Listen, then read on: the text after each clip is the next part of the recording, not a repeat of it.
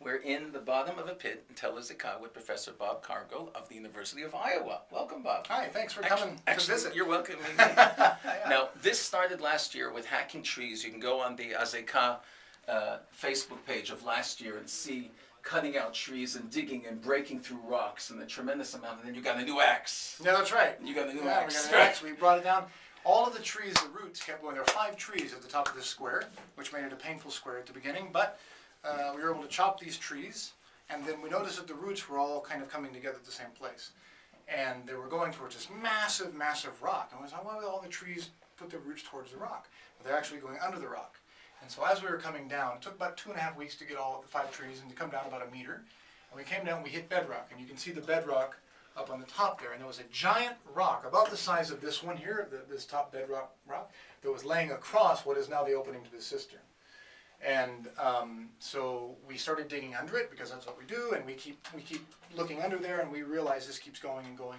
And then we began to see this circle, this crater, this circle. And it appeared to have been intentionally crafted. And then as we kept going under the rock, we realized that there was the opening of some kind of man-made pit.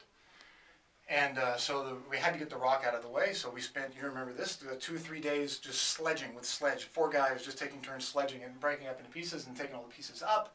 And as we came down the pit here, you can actually see these steps coming down. You can see at the top of the ladder here, they actually carved some short steps, 1, 2, 3, 4, just so they could walk down a little closer. And if you'll notice at the top of this 4th step, you actually see a line here.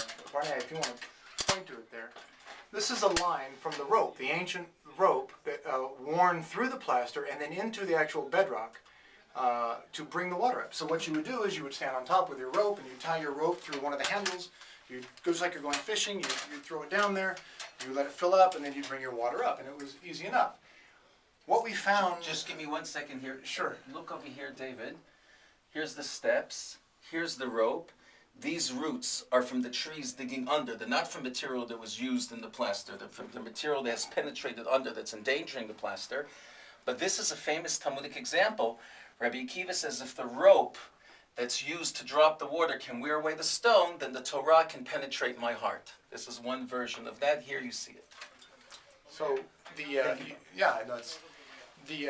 so what we found down at the bottom of this, all the way down at the bottom, they kept a very clean cistern. We're not sure about the date of the cistern, we think maybe late bronze, but we know that the pottery at the very bottom of the cistern, the plaster, it's a bell. It's a beautiful bell. It curves right underneath our feet.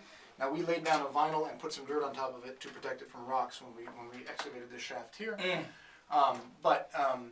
All of the pottery is is late Iron Age, into the 7th century. Look at this. Here's a jug handle. Right? Yeah, you can see it right there. You see it right there.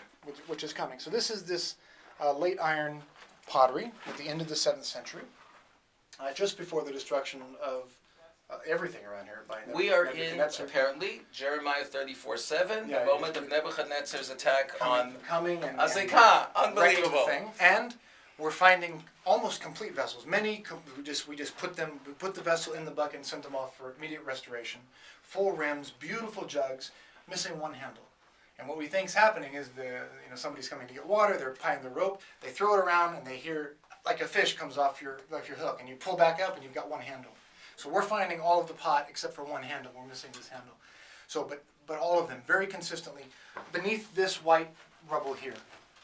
So it's about 9 centimeters thick. It is about 9 centimeters thick. You can see this in the cut in this section here. And so what happened was something happened. Something happened to the site. And at that point, the late iron pottery, to see pottery, is trapped here in the ground, and the cistern goes out of use. And what you've got from this white pebbles here is winter wash. So the cistern had been empty, and then it rains, and all the water flows in and brings with it all the limestone, all the chalk from the bedrock. From the first year after the destruction. 1, then 2. Way cool. Then 3, then 4, season after season after season. And above this winter wash is silt. So something happened, maybe a big rain or a flood, and it just brought in a bunch of loose material, and it just on top of this about a 9 centimeter thick winter wash, you had another 20 centimeters of no real rocks, just silt, just dirt. And then of course above that we found boulders and all kinds of things, animals and things that had just fallen in and accumulated over time. So what you end up having is pretty sealed evidence of a sealed locus with the winter wash, and then with the silt, and then all the Hellenistic and Persian fill and all the things up here, of a pretty tight sealed context from the late 7th century, just prior to the destruction by the Babylonians. But the pit may be earlier. The pit's probably earlier and was in use for a long time. Now, this isn't the main cistern for all of Tel Azekah.